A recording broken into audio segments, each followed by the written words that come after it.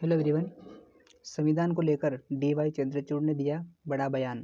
भारतीय संविधान नारीवादी, समतावादी और सामाजिक रूप से परिवर्तनकारी दस्तावेज है। CJI D.Y.. चंद्रचूड़ ने ये बात कही। Chief justice of India CJI D.Y.. Chandrachud ने शुक्रवार को कहा कि भारतीय संविधान नारीवादी दस्तावेज होने के साथ साथ समतावादी, सामाजिक रूप से परिवर्तनकारी दस्तावेज भी है, जिसमें इसने अपनी स्थापना के समय से ही उपेक्षित और वंचित लोगों के लिए सार्वभौमिक वयस्क मताधिकार की शुरुआत करके औपनिवेशिक और उत्तर औपनिवेशिक विरासत से पूर्ण प्रस्थान को चिन्हित किया है।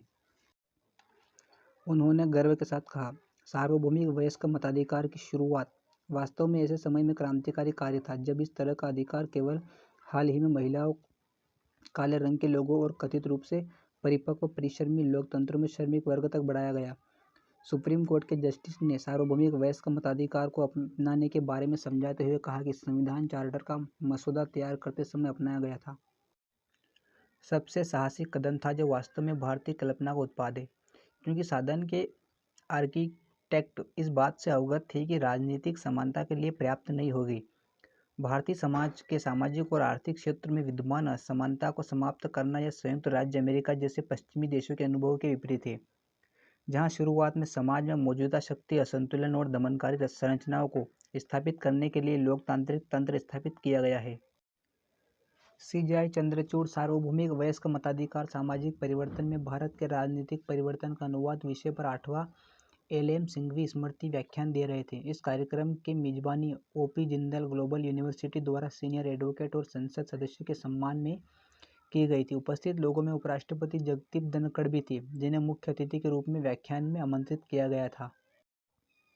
अपने व्याख्यान में सीजेआई ने सार्वभौमिक वयस्क मताधिकार के विचार को प्रासंगिक बनाने के लिए प्रारंभिक ऐतिहासिक परिप्रेक्ष्य दिया, जैसा कि यह दुनिया भर में विकसित हुआ। साथ ही इसका सारांश दिया गया कि यह कैसे हमारे संवैधानिक प्रवचन में शामिल किया गया और अंततः हमारे संविधान में निहित किया गया है। इसके बाद उन्होंने आज़ादी के बाद के 70 वर्षों में सार्वभौमिक वयस्क मताधिकार की यात्रा और विकास के बारे में बात की और बताया कि कैसे इसने सामाजिक परिवर्तन को गति दी।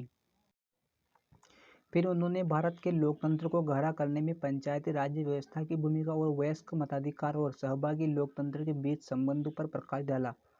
अंत में उन्होंने सार्वभौमिक वयस्क मताधिकार के साथ भारतीय प्रयोग पर विचार करते हुए अपना संबोधन समाप्त किया। जस्टिस चंद्रचूड़ ने कहा, इतिहास में हमें बताता है कि कुछ समुदायों को शक्ति से वंचित करके समाज को विनियमित किया गया है, इसलिए सदियों के उत्पीड़न को खत्म करने के उद्देश्य से सार्वभौमिक वयस्क मताधिकार का उदय हुआ है। उन्होंने समझाया, इन समुदायों ने संविधान का एक प्रकार का स्वामित्व दिखाया, क्योंकि उनका मानना था कि यह संविधान ही है जिसने उन्हें सम्मान अधिकार के साथ साथ उन अधिकारों का प्रयोग करने और दावा करने की शक्ति दी। जस्टिस चंद्रचूड़ ने सार्वभौमिक वयस्क मताधिकार विशेष रूप से स्थानीय सुशासन के जमीनी स्तर पर देश भर में उत्पन्न मौन क्रांति के बारे में बोलते हुए कहा, पंचायतों में महिला और हाशिए के सामाजिक समूह को अपने भाग्य को आकार देने के लिए सीटों के आरक्षण ने उन्हें शक्ति दी है। जस्टिस चंद्रचूड़ ने कहा कि जो लोग ऐतिहासिक रूप से उत्पीड़न और अधीन थे और अधिकारों और शक्तियों से वंचित थे, जो अब लोकतंत्र में निर्णायक शक्ति बन गए हैं। उन्होंने टिप्पणी की, यह सार्वभौमिक वयस्क मताधिकार की परिवर्तनकारी क्षमता है। इस प्रकार सार्वभौमिक वयस्क मताधिकार के माध्यम से राजनीतिक परिवर्तन ने भारतीय समाज में सामाजिक परिवर्तन का नेतृत्व किया है।